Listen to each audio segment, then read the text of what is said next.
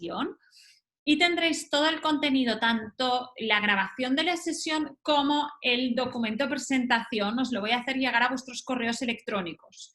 Así que si alguien está aquí porque algún compañero, amigo, etcétera, le ha pasado el enlace y quiere recibir la grabación, no hay ningún problema. Simplemente me escribís en algún momento un correo a maria@cuentosparacrecer.org y os voy a mandar la grabación, ¿de acuerdo? Igualmente, que sepáis que en el apartado vídeos de nuestra web están todas las grabaciones colgadas, así que si en algún momento se os ha pasado alguna webinar, pues apetece mirarla, podéis acceder a ese apartado. Sin más dilación, vamos a entrar ya en el contenido de la presentación. ¿De qué vamos a hablar hoy? Hoy vamos a hablar de técnicas contemplativas, de técnicas de meditación y de relajación, específicamente hablando para el mundo infantil. Hemos dividido esta sesión en 3 partes. La primera de ellas es una pequeña reflexión acerca del estrés, y por qué y hablamos de relajación porque existe un estrés, existe muchas veces una ansiedad y por tanto, ya sea preventivo o para trabajar sobre ello, pero muchas veces la raíz de empezar a interesarse por este tipo de prácticas viene de este estrés. Así que vamos a intentar entenderlo un poquito más. En segundo lugar, vamos a hablar sobre los beneficios de las prácticas contemplativas. ¿Qué sabemos hoy? ¿Qué nos dice la investigación científica que está validada acerca de este tipo de prácticas? Y por último, os voy a compartir algunas, un pequeño aperitivito de lo que podéis encontrar en el curso de técnicas de meditación. Vamos allá con la primera parte. Dice Sonia Lupien, que es una neurocientífica especializada en todas las áreas de neurociencia relacionadas con las prácticas contemplativas, que la mejor forma para empezar a combatir el estrés es entender realmente qué significa. Yo creo que es una gran frase, me parece que no solo aplicable al estrés, sino en general. Yo diría que la comprensión profunda de cualquier problema es media vida, media solución, y no podría ser de otra manera con todo el mundo del estrés y la ansiedad. Vivimos en un mundo que parece que estemos acostumbrados, que parece que haya que vivir estresado, ¿no? Cuando entra dentro de nuestro colectivo imaginario, ¿no? De cómo estás, oh, voy muy liado, voy muy estresado, no me da la vida, etcétera, ¿no? Son frases que nos solemos decir y sobre todo, y lo peor, es que hemos integrado como normales. Hay que tener, yo creo, una comprensión profunda sobre qué es el estrés, qué es la ansiedad, para poder acostumbrarnos no solo a aprender a gestionar. Vamos a empezar, os voy a empezar preguntando, he dicho que os preguntaría. Me gustaría que reflexionáramos conjuntamente sobre algunas frases, algunos mitos y verdades acerca del estrés. ¿Qué es lo que nosotros sabemos? Os animo a participar conmigo en esta pequeña encuesta que en 2 segundos os va a aparecer en pantalla. Ahí va. 3 preguntas, 4 preguntas que os animo a contestar. ¿Qué es lo que sabemos? ¿Qué es lo que pensamos? Venga, adelante, todo vuestro.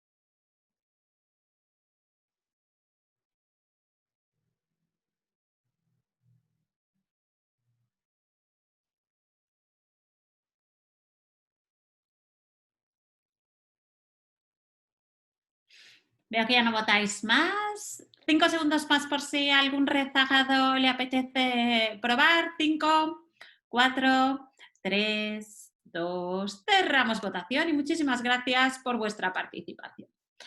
Vamos allá. La primera pregunta que os lanzaba es, el estrés es principalmente cuestión de adultos, aunque por supuesto los niños pueden sufrirlo también. El 66% habéis dicho que es verdadero y un 34% habéis dicho que es falso. Y estoy de acuerdo con los que han dicho que era falso. Esto es falso. El estrés se siente en mayor medida al inicio de la vida, es decir, en la infancia y al final de la vida. Por tanto, el estrés tiene un impacto importantísimo en la infancia. Y no solo esto, sino que la manera como aprendemos y gestionamos el estrés en la infancia va a marcar nuestra relación futura con el estrés cuando seamos adultos. Por tanto, el estrés es algo que tiene muy que ver con la infancia. Aunque pensemos que es algo de adultos, no. Y me diréis, María, ¿y qué es estresante para un niño? Porque muchas veces desde nuestra mirada de adulto nos parece que la vida de los niños no es estresante. Pues os diré que nada que ver con nada más allá de la realidad. ¿Por qué? Porque al final el niño está constantemente ampliando sus límites, está constantemente situándose fuera de sus límites, mucho más que un adulto y con muchas menos herramientas que un adulto. Por tanto, está mucho más impactado por el estrés. Otra cosa es que lo que produzca estrés a un niño puede no producírselo a un adulto, estamos de acuerdo en ello, pero están impactadísimos por el estrés. Y es en la infancia el gran momento de aprender a gestionar este estrés, porque esto va a prevenir, esto va a marcar nuestra relación futura con el estrés. Segunda pregunta. El estrés es inevitable y es un mecanismo de defensa del ser humano.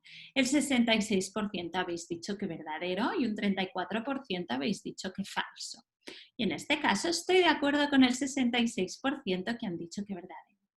El estrés es una respuesta de nuestro cuerpo ante las amenazas. Sirve para mantenernos con vida. Mirad una cosa. La respuesta al estrés es una respuesta involuntaria, no la podemos modificar. Y es una respuesta, interpretamos o captamos una información sensorial que viene del exterior, la interpretamos y activamos el mecanismo de agresión o huida. Es un mecanismo involuntario y es un mecanismo que nos prepara para hacer frente a una posible adversidad y nos prepara físicamente para hacer frente a una posible adversidad, como se acelera nuestro ritmo cardíaco, se tensan nuestros músculos, aumenta nuestra capacidad de atención, etc. El estrés implica activar este mecanismo de manera involuntaria, de manera sostenida. Este es un mecanismo que es un mecanismo importantísimo porque es un mecanismo que nos mantiene a salvo. De alguna manera, es una parte de nuestro propio instinto, es quien rige, es este cerebro reptiliano. ¿Qué es lo que ocurre? El problema es cuando activamos este mecanismo de manera sostenida en situaciones que no entrañan ningún peligro para nosotros, pero el estrés en sí mismo no es malo. El problema es activarlo de manera constante y de manera sostenida. Tercer punto. Todos sentimos el mismo nivel de estrés aproximadamente y no depende de nosotros sino del entorno. Aquí habéis sido bastante categóricos, el 93% habéis dicho que era falso y estoy de acuerdo, esto es falso. ¿Qué es lo que rige la manera como gestionamos el estrés? La interpretación que hacemos de aquello que ha ocurrido, por un lado, y nuestra respuesta aprendida. La manera como durante la infancia hemos gestionado el estrés, la manera como hemos aprendido a gestionar el estrés, va a hacer que lo vivamos de una manera o de otra. Por tanto, la infancia es un momento crítico para aprender a relacionarnos de manera, yo diría, saludable con situaciones que son estresantes. Por tanto, hablar de técnicas que me van a ayudar a enfocar mi atención y a volver a una situación de calma cuando estoy en una situación altamente estimulante, etcétera, es importantísimo en la infancia. Vamos a avanzar un poquito más. Os comparto para que lo podáis ver. Un segundo. Para que veáis que no me he inventado nada. Venga, seguimos adelante.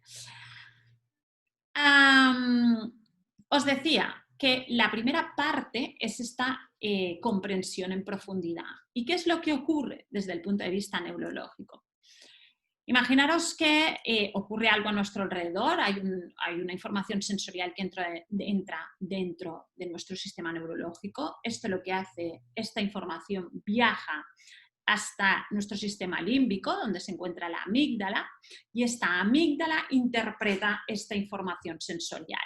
Cuando esta información sensorial es interpretada por la amígdala en términos de una emocionalidad fuerte, como podría ser el miedo, como podría ser el enfado, como podría ser la frustración, lo que ocurre es que hay una hiperestimulación de esta amígdala. Se observa mucha actividad en esta amígdala. Cuando hay una hiperestimulación de esta amígdala, ocurren una serie de mecanismos fisiológicos, es decir, que nosotros no podemos controlar, que tienen que ver con, en el hipotálamo se produce una hormona que activa la hipófisis, que a su vez produce otra hormona que viaja por el torrente sanguíneo y lo que hace es activar una serie de glándulas suprarrenales, en este caso, que liberan la adrenalina y cortisol, que son las hormonas del estrés. Cuando se liberan estas hormonas, que son la adrenalina y el cortisol, lo que ocurre es que se desencadena este mecanismo que os decía de agresión, huida e inmovilidad, que quien está tomando el control es nuestro cerebro reptiliano, y lo que ocurre es que preparamos todo nuestro organismo para la acción. Se moviliza energía, en el caso, por ejemplo, que estuviéramos haciendo la digestión se inhibe, para poder movilizar una mayor cantidad de energía, se incrementa nuestro ritmo cardíaco, se incrementa nuestra respiración, aumenta la presión arterial, etcétera, etcétera. Este es un mecanismo involuntario y es un mecanismo que nos prepara para la acción y es un mecanismo que busca protegernos. Imaginaros que vais andando por la calle y es de noche y vais solos o solas y veis a lo lejos, observáis un grupo de gente que está armando muchísimo barullo y os parece que están un poco descontrolados. ¿Qué va a ocurrir? Habéis captado esta información sensorial. Esta información sensorial ha viajado hasta vuestra amígdala. Vuestra amígdala se ha hiperestimulado, sienten miedo, están en una emoción fuerte. Acabaréis liberando adrenalina y cortisol y se activará el mecanismo de agresión, huida e inmovilidad y probablemente, ¿qué es lo que vais a hacer? Vais a acelerar vuestro paso, vais a cambiaros de acera, vais a empezar a respirar más rápido, etc. ¿Por qué? Porque se está manteniendo a salvo, es un mecanismo que busca manteneros a salvo. Este es un mecanismo sobre el que no podemos trabajar, no podemos intervenir de manera voluntaria, es un mecanismo que ocurre de manera fisiológica y que ocurre independientemente de nuestra capacidad, ocurre de manera inconsciente. Y este es uno de los problemas de la gestión del estrés, que no somos conscientes de ello, que ocurre sin que nosotros tengamos un control de este propio mecanismo.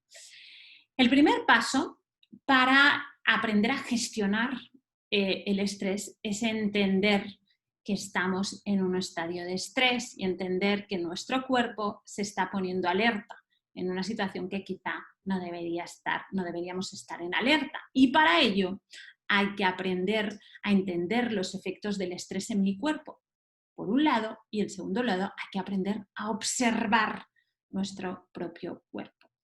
Y esto es algo que podemos enseñar a los niños, tanto a los niños como a los adultos. Esto es algo que podemos practicar.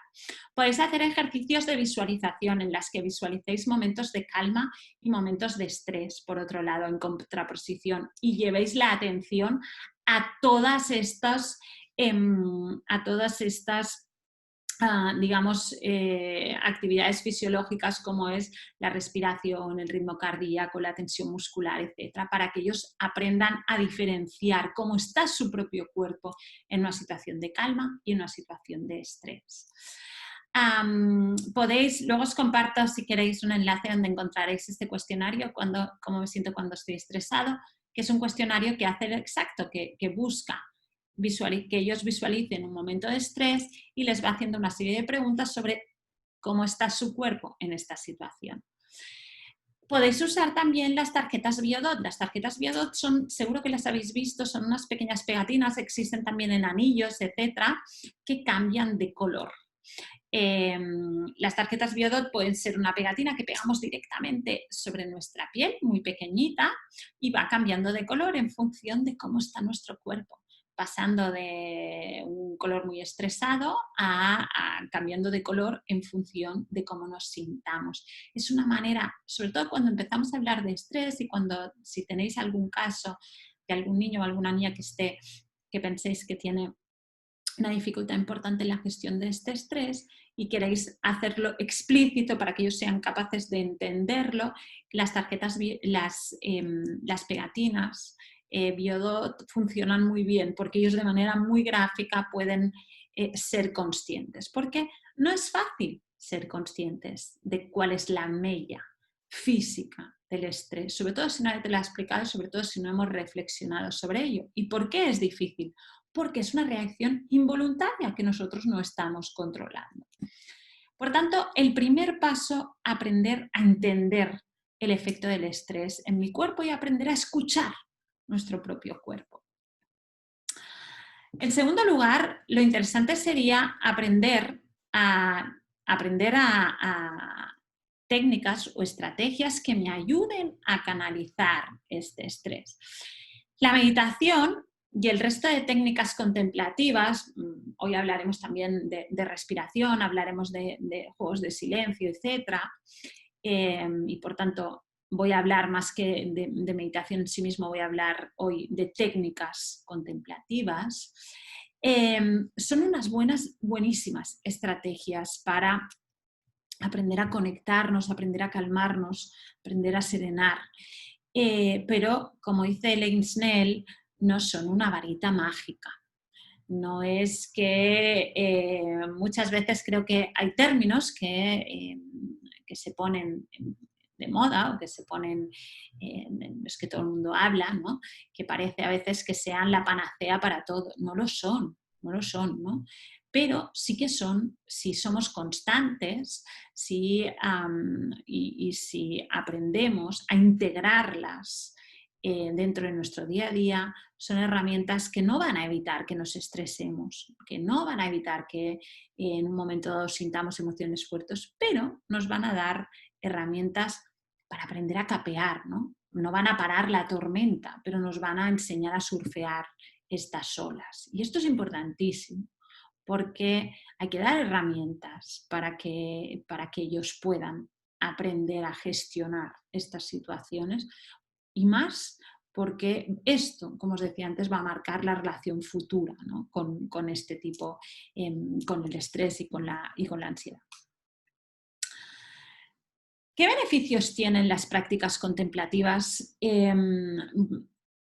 Os voy a compartir 4 beneficios que es un poco un resumen muy resumido de un libro que, si os interesa este tema, os recomiendo muchísimo. Es un libro escrito por Daniel Goleman y Richard J. Davidson.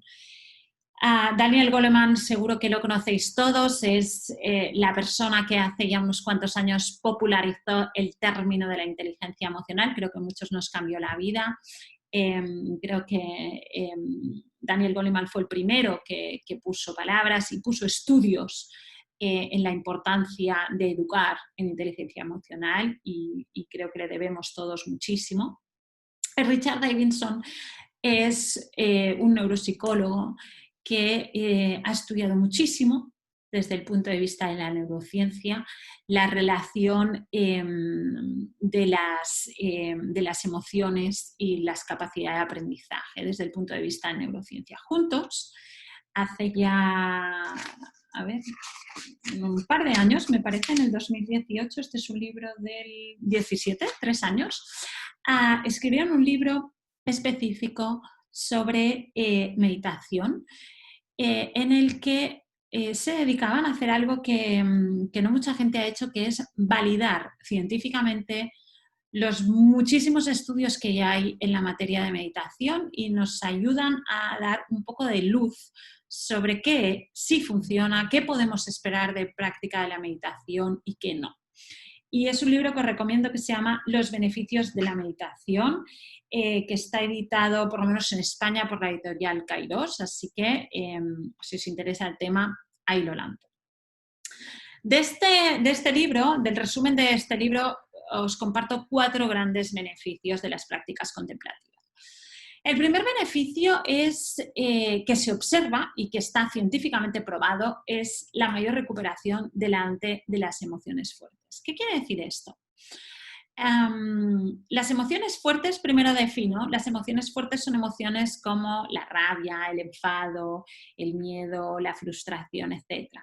A veces se les llama emociones negativas. A mí personalmente no me gusta hablar de emociones negativas porque parece que unas son buenas y las otras malas, y las emociones son todas necesarias, ¿no? Responden a una interpretación de la realidad y todas no son ni buenas ni malas, simplemente son, ¿no? Sin embargo, hay unas emociones que podemos llamarle fuertes, que tienen cuando ocurren, tienen una gran estimulación de esta amígdala, generan esta hiperestimulación de la amígdala y son las que activan este mecanismo del que os hablaba antes, estas son las que activan este tronco cerebral y a la vez imposibilitan el paso de información hacia el neocórtex. No se trata, por tanto, de no tener, no sentir estas emociones fuertes, sino se trata de aprender a calmarnos cuando estamos dentro de una emoción fuerte, ¿no? Aprender a volver a una situación de calma versus quedarnos atrapados en esta hiperestimulación de la amígdala. Se ha observado, y esto es uno de los beneficios que están contrastados, que las personas que practican de manera constante técnicas contemplativas tienen un 50% de la reducción de la activación de la amígdala, es decir, no hay tanta hiperestimulación de la amígdala y volvemos a calmamos esta amígdala mucho más rápido. De hecho, se observa en 30 horas a nuestras espaldas de técnicas contemplativas, ya se observa una reducción de la activación de la amígdala. Por tanto, esto es importantísimo. En términos de aprendizaje es importantísimo. ¿Por qué? Porque cuando yo tengo esta amígdala hiperestimulada, ¿qué ocurre? Activo el tronco cerebral, se desencadena este mecanismo del que os hablaba antes, pero además lo que ocurre es que el paso de información hacia el neocórtex, hacia el cerebro racional, se bloquea. Pongamos un ejemplo. Aquellos niños pues que se han enfadado, han tenido un conflicto en el patio, etc. Y llegan al aula, imaginaros. ¿Qué ocurre? Estoy muy enfadado porque me he enfadado con mis compañeros. ¿Cómo está mi amígdala? Hiperestimulada. Y luego se sientan en clase y tratamos de que aprendan algo. Imposible, porque el niño tiene la amígdala hiperestimulada y está aún con el enfado que ha tenido. Hasta que no se calme, no va a poder recibir esta información que le damos. Para aprender necesitamos que esta amígdala, que este sistema límbico esté tranquilo, si no, no se puede producir el aprendizaje de orden superior. Por tanto, cualquier técnica que me ayude a tener una amígdala tranquila, a que esta amígdala no esté hiperestimulada, es importantísimo. Nos ayudará muchísimo en términos también de aprendizaje. Pero no solo esto, sino que además se observa que las personas que practican técnicas de meditación de manera constante, hay un fortalecimiento de la conexión entre la amígdala, de un folículo de conexión entre la amígdala y el neocórtex. Es decir, hay una integración de la información, hay un mayor flujo de información de la amígdala al neocórtex, que es nuestro cerebro racional, que es al que queremos apelar para aprender, para tomar decisiones, etcétera, etcétera. Por tanto, importantísimo ya el primer punto. Segundo punto que está científicamente ya probado o testado. El cuidado empático. Y esto es también muy interesante. Imaginaros que tenemos 3 tipos de empatía. Por un lado está la empatía cognitiva. ¿Qué es la empatía cognitiva? La empatía cognitiva es la que me lleva a entender qué es lo que te ocurre, qué es lo que sientes. Entiendo que estás enfadado, entiendo que estás triste, te entiendo, punto. La segunda es la empatía emocional. Estás triste y me pongo triste, yo me siento triste. Cuando hablamos de personas muy empáticas, hablamos de personas que tienen una gran empatía emocional. Por ejemplo, las personas de alta sensibilidad son personas que tienen una gran empatía emocional. Tienen una empatía emocional que incluso les lleva delante de situaciones o personas que tienen una emocionalidad muy fuerte querer irse, querer separarse porque les duele, ¿no? Entonces, la empatía emocional en exceso nos lleva incluso a querer separarnos de aquellas personas que están tristes, que están enfadadas, etcétera, porque me siento de esta misma manera. ¿Qué es el cuidado empático? El cuidado empático es, te entiendo, lo siento, pero no lo siento tan fuerte como para separarme, sino que lo siento y voy a ayudarte. Me mueve a la acción. Es el que desde la empatía me lleva a ayudarte. Estás triste, entiendo que estés triste, siento tu tristeza, pero no es que la sienta tan fuerte que me tenga que ir, sino que la siento y me lleva a la acción para intentar ayudarte, para intentar buscar la manera de que dejes de estar triste. El cuidado empático es una de las áreas que se activa antes cuando empezamos a hacer prácticas contemplativas. De hecho, Goleman y Richardson nos dicen en el libro que os recomendaba antes que los seres humanos estamos preparados para el cuidado empático, porque enseguida que empezamos a practicar técnicas contemplativas, enseguida observamos muchísimas mejoras en términos de cuidado empático. Y ahora os hago la pregunta, imaginaros en un grupo clase, por ejemplo, en la que activamos este cuidado empático. ¿Qué va a ocurrir? Pues que la conflictividad va a bajar, que el ambiente va a mejorar de manera clarísima porque se van a entender entre ellos. Pero no solo se van a entender entre ellos, sino se van a cuidar entre ellos. Y si la conflictividad baja, ¿qué ocurre? Que hay un mejor clima emocional. Y si hay un mejor clima emocional, ¿qué ocurre? Que hay una mayor potencialidad de aprendizaje. Porque esta amígdala tan importante, de hecho nosotros decimos que la amígdala es el interruptor del encendido y el apagado del aprendizaje, va a estar más quieta y podremos acceder al neocórtex. Es por esto que cuando muchas veces hablamos de que las técnicas de meditación mejoran incluso los resultados académicos, luego lo veremos, es una de las áreas, es una de las explicaciones es esta activación de este cuidado empático. Y este cuidado empático lo vemos ya en 8 semanas de practicar algún tipo de técnica contemplativa, ya se observa un mejor cuidado empático. A nivel neurológico, lo que se observa es una mayor conexión entre la ínsula y la amígdala. Y la ínsula cerebral es un área bisagra entre la amígdala y este neocórtex. Es una área de integración sensorial y emocional y sobre todo es la casa, es donde se encuentran las neuronas espejo, que las neuronas espejo son las encargadas de la empatía. Por tanto, tenemos mejorar mayor recuperación ante las emociones fuertes, tenemos activación del cuidado empático y tenemos otra que es la clásica, la que creo que todos pensamos o tenemos en mente, que es mejorar los circuitos de la atención. Vamos a hablar un poco sobre la atención. Nosotros tenemos, primero vamos a definir un poco qué es la atención. La atención es un proceso de selección de la información que dejamos entrar y la información que dejamos fuera.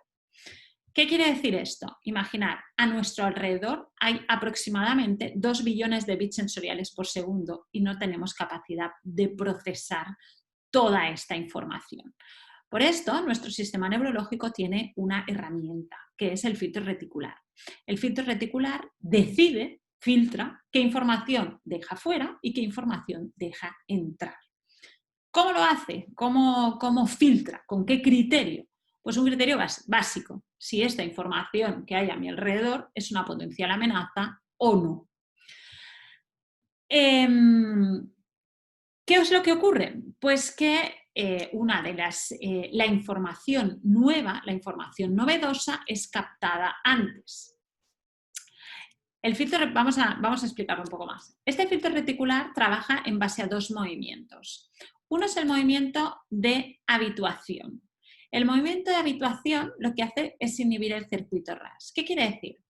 Pues cuando estamos en un entorno conocido, en una rutina, en mi casa, en el camino que hago siempre hacia mi lugar de trabajo, hacia el colegio, etc., yo estoy en un circuito de habituación. Conozco el lugar y no tengo el circuito, inhibo el circuito RAS. No estoy filtrando únicamente a través de este circuito RAS.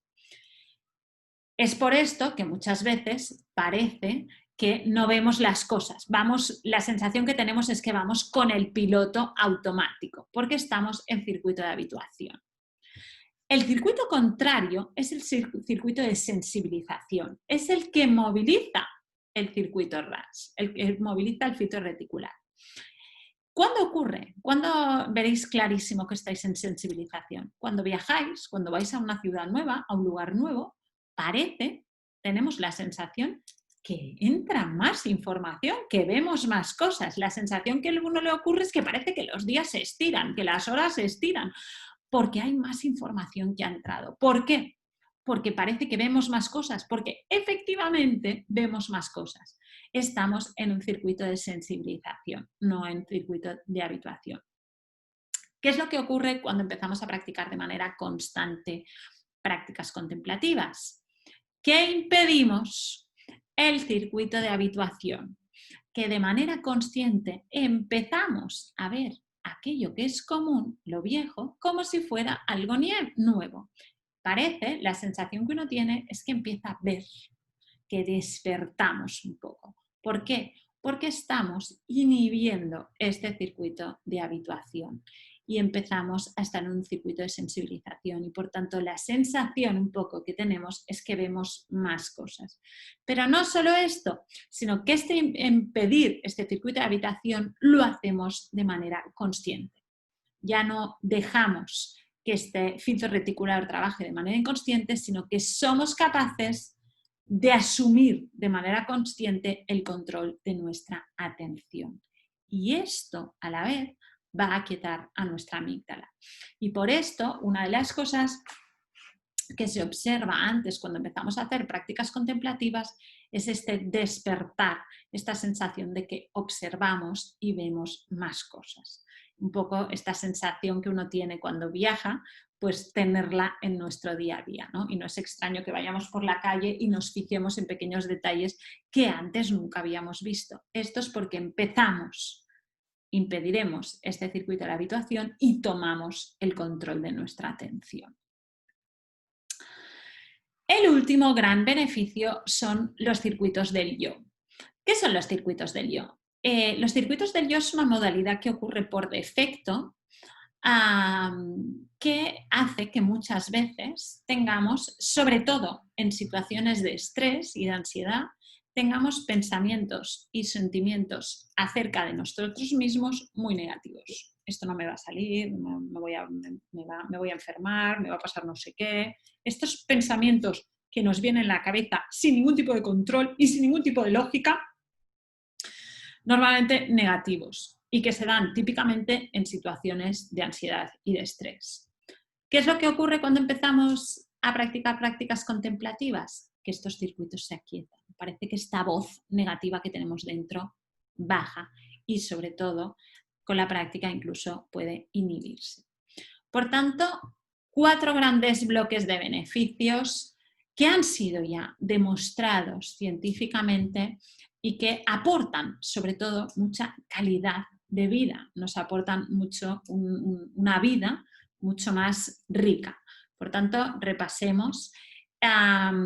Mayor recuperación delante de las emociones fuertes, activación del cuidado empático, mejora la atención, somos capaces de dirigir el control de nuestra atención y aquietamos los circuitos del yo.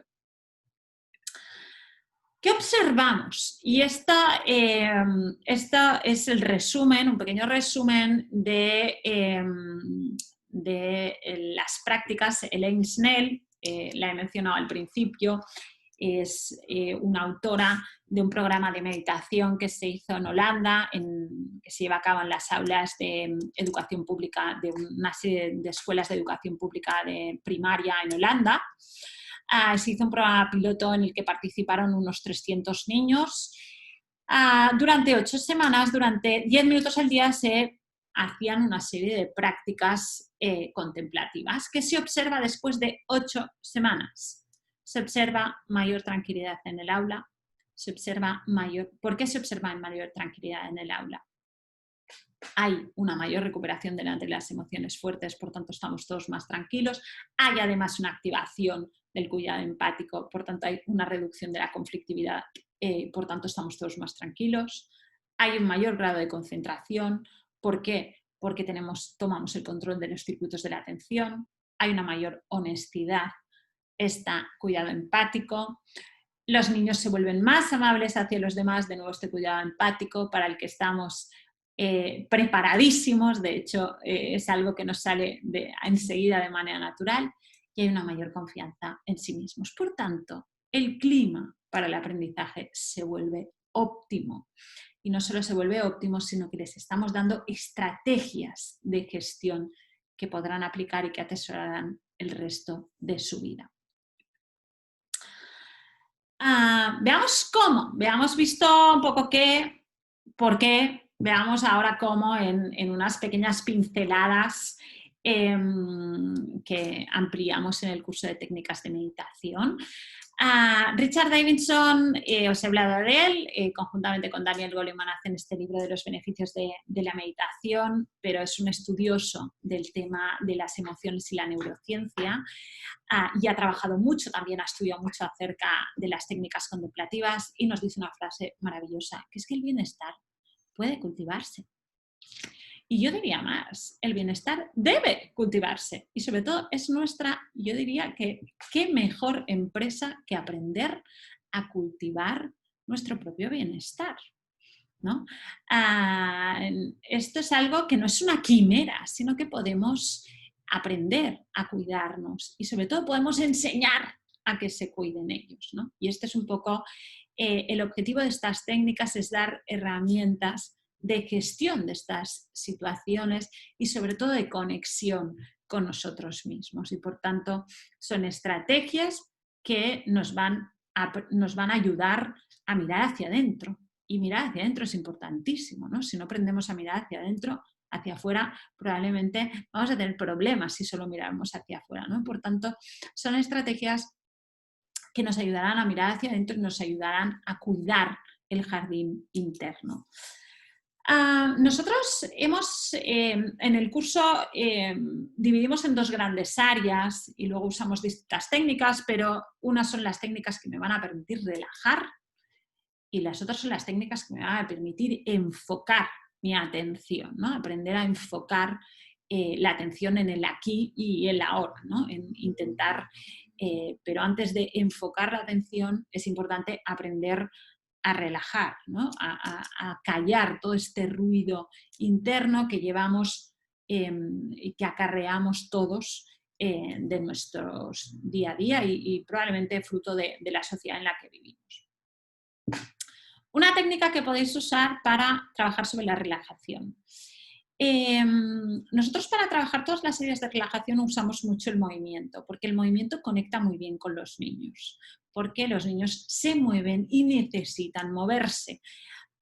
Y una de las mejores maneras que tenemos para trabajar todas estas técnicas es también a través del movimiento. Una de las técnicas, luego os comparto el enlace si queréis en la que hay un audio que está la técnica grabada por si la queréis probar y la queréis hacer, es la técnica de la relajación muscular progresiva. La relajación muscular progresiva es una técnica desarrollada por Edmund Jacobson que parte sobre una idea básica e interesante, que es que Si la respuesta al estrés es involuntaria, la respuesta a la relajación no lo es y necesita que la ejercitemos. Quedaros con esta idea en la cabeza. Yo cuando me siento estresado, me siento ansioso, ocurre toda una serie de mecanismos en mi cuerpo que se desarrollan de manera involuntaria, pero sin embargo cuando yo me quiero relajar necesito ejercitar estos movimientos, no ocurren de manera espontánea. Sobre esta base, Jacobson desarrolla una técnica que se basa en esta idea, se basa en la idea de tensar y relajar los principales grupos musculares mientras vamos prestando la atención de las sensaciones del cuerpo, ¿no? La idea es dividir en 10 grupos musculares, contraemos 2 veces cada grupo muscular y luego relajamos y esta relajación duraría el doble que la contracción, es decir, contraigo, imaginaos que contraigo, cuento a 5, contraigo 1, 2, 3, 4, 5, suelto y relajo y contaré hacia 10. 1, 2, 3, 4, 5, 6, 7, 8, 9 y 10 y luego lo haría de nuevo y vuelvo a contraer esta mano y con esto lo haría cabeza, tronco, piernas, pies, etc. Es una técnica física, que busca el trabajo muscular para relajarme. Cuando estoy ansioso, cuando he activado este mecanismo de agresión, huida, inmovilidad, hay una de las reacciones físicas que es la tensión muscular. Pues yo lo voy a hacer al revés. Si se activa la tensión muscular, yo voy a trabajar sobre esta tensión muscular, activándola y desactivándola para llegar a una sensación de calma. Es una técnica que conecta muy bien con los niños, la podéis hacer en cualquier lugar y es muy efectiva para aquietarnos y para relajarnos. Luego os comparto el enlace en la que está guiada y un pequeño guión por si queréis grabar vosotros el audio o simplemente hacerlo, o si no podéis poner el audio que tenemos nosotros grabados. ¿Qué más? La respiración. Si cuando yo estoy ansioso mi respiración se acelera, hagámoslo al revés. Si yo actúo directamente sobre mi respiración, si yo aprendo a respirar de manera tranquila y de manera diafragmática, es decir, de abajo hacia arriba y profundamente y conscientemente, yo me voy a calmar. De hecho, es la misma idea que aplica Jacobson. Os recomiendo básicamente. Os recomiendo este libro, que es maravilloso, que es Respira, de Inés Castelo Branco. Si habéis venido por aquí, seguro que ya os lo he recomendado varias veces, porque realmente me parece un material espectacular. Es una historia en la que una madre va explicando la importancia de respirar y va dando tips y va dando ideas de distintas respiraciones. Fantástico para hacer con los niños porque conecta muchísimo, podéis ir probando y cada uno le va a interesar o le va a gustar más una respiración que otra y podéis tomar este libro como base para ver qué tipo de respiración cuadra más con vuestro hijo o con vuestro alumno, ¿no? 2 técnicas que os recomiendo. Una es, las 2 se basan en enfocar la atención en un movimiento y en la respiración. Mirad, cuando uno le dice a un niño respira profundamente, esto puede resultar un poco esotérico para un niño, ¿no? Porque dices respira, y dice yo ya respiro, ¿no? Al final la respiración es algo que hacemos de manera involuntaria, otra vez de manera... Aquí se trata de aprender a realizar estas respiraciones de manera consciente y de manera voluntaria. Una buena respiración es una respiración diafragmática, es decir, una respiración que llena, no se queda aquí arriba, sino que llega al diafragma, abre todo el diafragma, ¿de acuerdo? Entonces, si esta respiración la ligamos a un movimiento, me va a ayudar a enfocar esta atención. Un buen ejercicio, por ejemplo, es la respiración del 8. ¿Cómo funciona? Pongo el dedo en el centro y hago una parte, cojo el aire, llego aquí, aguanto y suelto. Otra vez y cojo el aire, aguanto y suelto.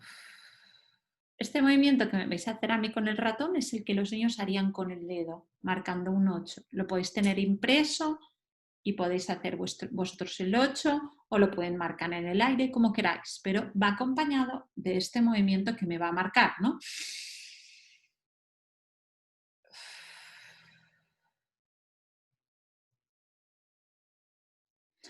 Otra muy parecida es la de la mano. ¿Qué hago? Cojo el aire, aguanto arriba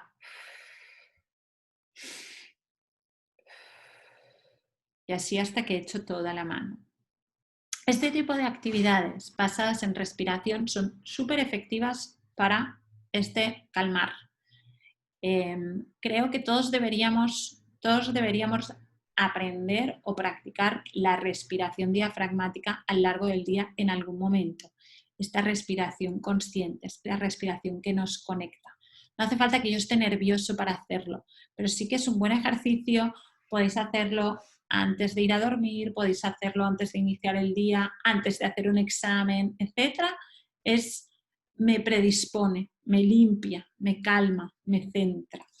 Estas respiraciones que además van acompañadas de un movimiento me van a ayudar a enfocar la atención. También podéis hacer ejercicios como para enseñar, para explicar cómo es una respiración profunda. Por ejemplo, inhalar como si viéramos una flor en 3 tiempos y exhalar como si sopláramos una vela para apagarla. ¿No? Entonces, cuando hablamos de respiración hay que explicar qué es esta respiración y qué es esta respiración profunda y qué es esta respiración consciente. Por esto os he adjuntado este libro porque creo que en este libro explica muy bien esta necesidad de aprender y de aprender a respirar y enfocar la atención en la respiración.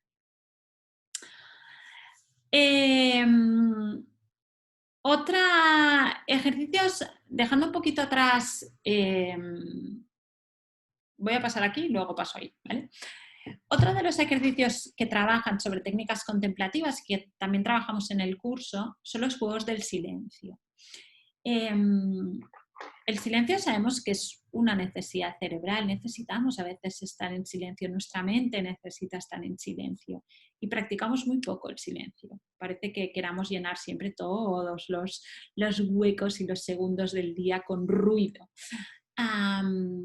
Creo que es importante, sobre todo cuando empezamos a cambiar el chip y empezamos a hacer prácticas contemplativas, yo empezaría por aquí. Empezaría por poner en valor el silencio. Algunos juegos de silencio que podéis hacer. Luego os comparto un enlace en el que encontraréis más. El juego del silencio Montessori es un juego que se juega en las escuelas Montessori y es un juego que busca la preparación para el aprendizaje. Y esta preparación nace de la concentración, nace de la calma, entiende que para aprender necesita un clima para este aprendizaje. La idea es muy simple, la idea es que nos ponemos todos en grupo, en el centro podemos poner una vela o nada. La idea es que empezamos por periodos de 30 segundos y vamos aumentando el tiempo. Vamos a decirles a los niños que estaremos 30 segundos en silencio. Al principio cuesta mucho porque no están acostumbrados a estar en silencio. A veces tienen ellos que estar en silencio, pero hablamos nosotros, pero no están normalmente acostumbrados a estar en silencio, en silencio. Podemos ir aumentando, pero 30 segundos está bien para empezar. La idea es que a medida yo voy a ir tocando la cabeza a cada uno de los alumnos y cuando yo les toque la cabeza ellos se van a levantar y se van a ir a su mesa y van a empezar a trabajar, ¿no? Es una manera de parar, concentrar antes de iniciar la actividad. El juego del silencio, como os decía, podéis empezar por 30 y luego hacer 1 minuto, etc. Es una preparación es una invitación a la calma antes de empezar a trabajar. Y os los recomiendo incluso a los adultos, antes de iniciar, hacer 30 segundos de silencio antes de iniciar cualquier actividad. El rey del silencio. Este sí que es un juego más activo. Podemos tener, la idea es que tenemos un rey o una reina, le vamos a tapar los ojos y va a tener un tesoro. Y este tesoro es una caja. y la va a tener delante. Va a estar sentado o sentada. El resto de compañeros van a estar alrededor del rey o la reina y el objetivo es que van a tener que coger la caja del tesoro y llevársela con mucho silencio y colocarla detrás suyo y volver a sentarse. ¿Cuál es el juego? La idea es que el rey del silencio tiene, cuando le digan que ya, tiene que ver quién se ha llevado su caja, en el caso de que no se haya dado cuenta que se la llevaban, o en el caso de que escuche el ruido, decir, se están llevando mi caja y parar el juego. Es un juego que invita a hacer las cosas en silencio, invita a hacer las cosas despacio, con calma. Te veo. Te veo es un juego bonito también. Podéis empezar por periodos de 30 segundos de nuevo. Los vamos a poner a dos alumnos, uno mirando al otro. ¿Y qué van a tener que hacer? Van a tener que estar 30 segundos en silencio mirándose a los ojos. Es un juego súper potente, simplemente silencio y mirarse a los ojos.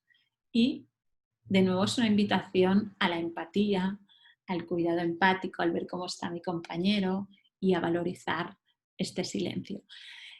Insisto, para mí una fantástica manera de iniciar cualquier técnica contemplativa es iniciar por aquí, mucho antes de iniciar con meditaciones guiadas, etc. Yo empezaría por juegos de silencio y a medida que nos empezamos a relacionar bien con este mundo, iría introduciendo otros juegos. Juegos de respiración seguro y también juegos que inviten al descubrimiento físico, también muy interesantes. Por último, y ahora sí que los más complejos para mí son los juegos de atención. Son los que me piden que lleve mi atención plena a un espacio o tiempo. El experimento del lemon es un experimento maravilloso. Juegos de escucha, podéis jugar, para llevar la atención podéis jugar a cualquier juego de escucha. Son juegos de atención, en el fondo, los juegos de escucha. Pero más allá de esto, el experimento del limón, la idea es, no hace falta que sea un limón, la idea es cerrar los ojos y ser capaces de descubrir sabores que ya conocemos con los ojos cerrados y con los sentidos abiertos. Ser capaces de volver a saborear y a descubrir los sabores desde la atención plena.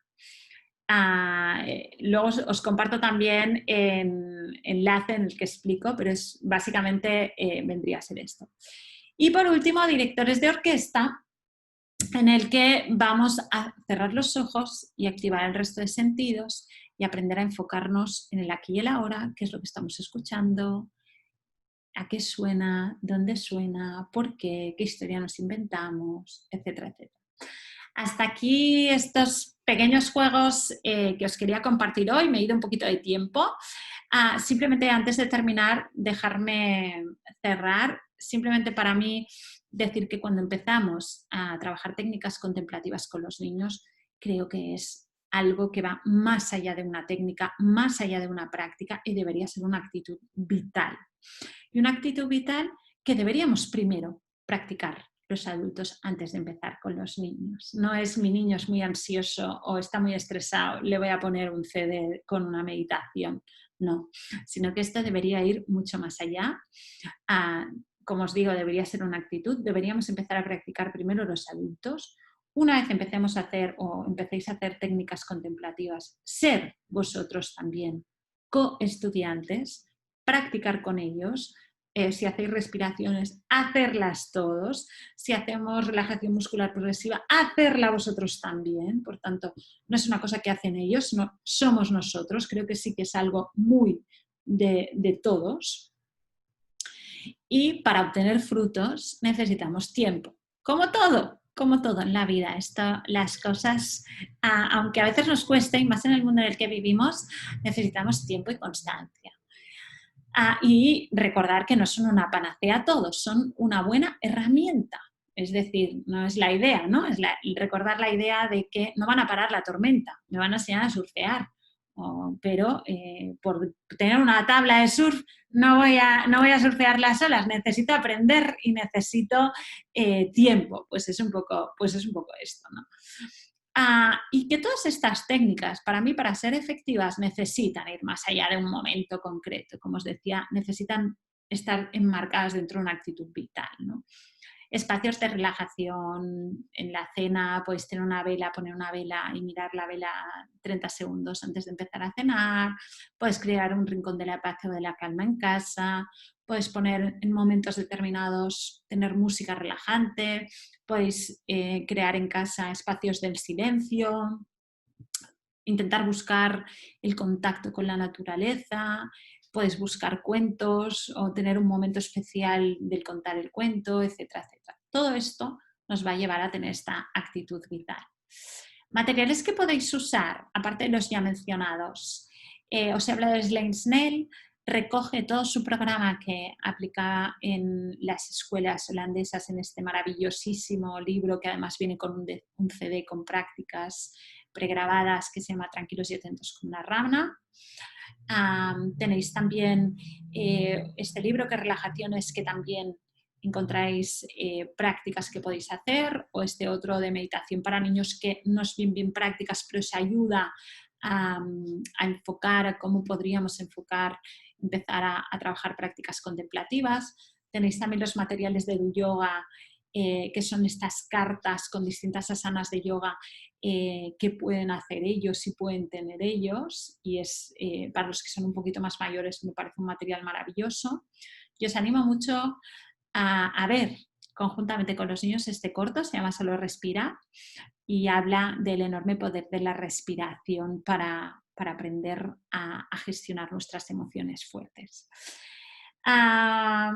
Por último, simplemente daros las gracias por haberme acompañado hasta aquí y dejarme antes de entrar en estos... Nada, vamos a dejar hoy, lamentablemente no voy a poder extenderme mucho, me he ido mucho de tiempo, pero voy a dejar 5 minutos de preguntas, pero antes de entrar en ello, dejarme explicaros brevemente en qué consiste nuestro curso de meditación.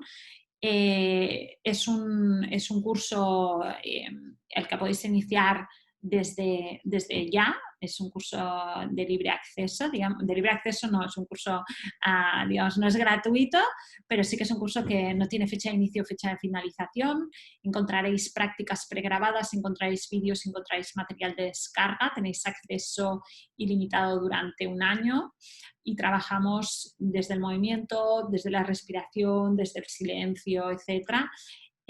Son 6 bloques, tenemos 4 bloques de meditación y 2 bloques de alimentación emocional, que para mí es muy complementario con todo lo que hemos contado hoy. Os voy a dejarme un segundito, perdonad, un segundo que os busque el enlace para poder dejaros, por si a alguien le interesa. Ahí va, Vale, si entráis en nuestra página y entráis en educación emocional, el primer curso que encontráis es es alimentación emocional. A ver, un segundo, que no sé por qué se me ha ido. Ahí va, vale. A ver, ahí os lo copio, perfecto. Yo os lo dejo aquí en chat. También tenéis dentro de lo que es el blog, encontráis muchísima información, como os decía antes. Si filtráis, os lo dejo también filtrado. Meditación y relajación, encontráis también información. Y aquí os lo dejo. Y en el apartado vídeos también encontraréis información en formato vídeo. Y por último, recomendaros nuestro tablero de Pinterest, en el que encontráis todos nuestros posts, más posts que nos interesan, ordenados. Y si tenéis Pinterest es, para mí, la mejor red que hay en el mundo mundial, porque nos permite tener la información ordenada. Ahí os lo dejo. Vale. Dicho todo esto, 5 minutos de preguntas, os leo. El material, Patricia me pregunta si el material es solo para España, no sé si te refieres al curso. El curso lo podéis hacer, estéis donde estéis, es 100% online, es decir, da igual si estáis en España, en Argentina, en México, en Uruguay, da igual, podéis acceder de donde estéis y todo el material sirve independientemente de donde estéis. ¿Más preguntas?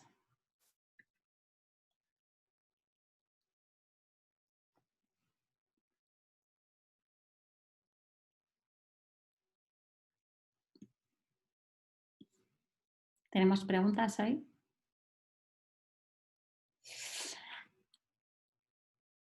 El material bibliográfico que os he comentado, no sé quién lo edita. Es un libro,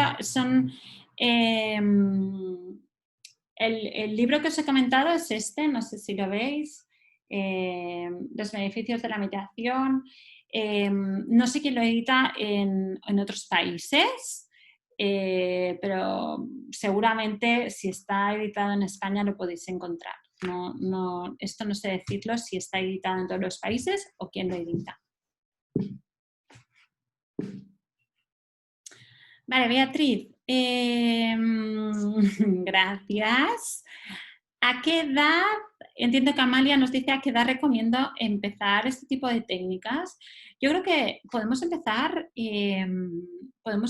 a cualquier edad, valorar y sobre todo empezar por nosotros, para mí, y a valorar el silencio, a tener espacios de silencio, a tener espacios de tranquilidad, etcétera. Podemos empezar desde cualquier edad. Aprender a hacer algún ejercicio de respiración. Con los bien pequeñitos también podemos empezar, es decir, no creo que tengamos que esperarnos mucho a empezar a introducir todo este tipo de técnicas. Gracias a vosotros. Un par de preguntas que tenemos por aquí.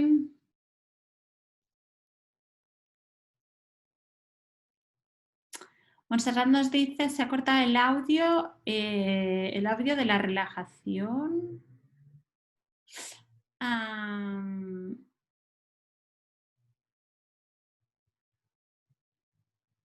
Montserrat, no sé bien a qué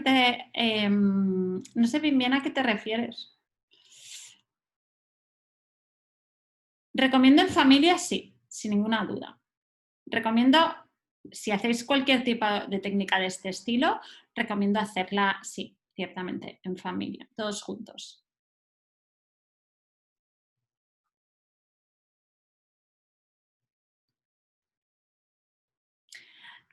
Vale. Voy a enviar el audio, voy a enviar la webinar, sí, en principio la estoy grabando, la webinar la voy a mandar, ¿vale? El audio de la relajación, he dicho que os lo mandaba, que os lo dejaba, está aquí, os lo dejo en el chat.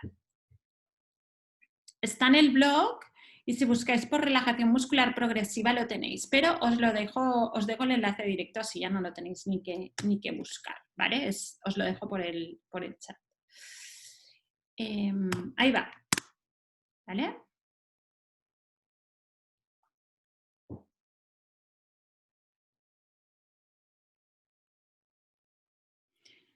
Pues si no hay más preguntas, muchísimas gracias a vosotros. Veo que me dais muchas las gracias. De nada, un placer, ya lo sabéis. Os dejo los enlaces, etcétera. Si os animáis a hacer el curso, es un curso muy chulo, muy, muy práctico, sobre todo, muy, muy práctico. Y si no, pues nos vemos por aquí. Estoy a vuestra disposición. Os he dado mi correo. Os he dado mi correo antes muy rápido, os lo dejo escrito por aquí, es maria@cuentosparacrecer.org y cualquier cosa que queráis estoy a vuestra disposición. Como sabéis, cada viernes colgamos las webinars de la semana que viene, así que si os ha gustado y os interesa, os animo a que visitéis los viernes el apartado webinars gratuitos en la web. Simplemente voy a cerrar la sesión, saber que cuando cierre la sesión os aparecerá un brevísimo cuestionario que os pido por favor que me contestéis para poder seguir mejorando. Muchísimas gracias, cuidaros y hasta pronto.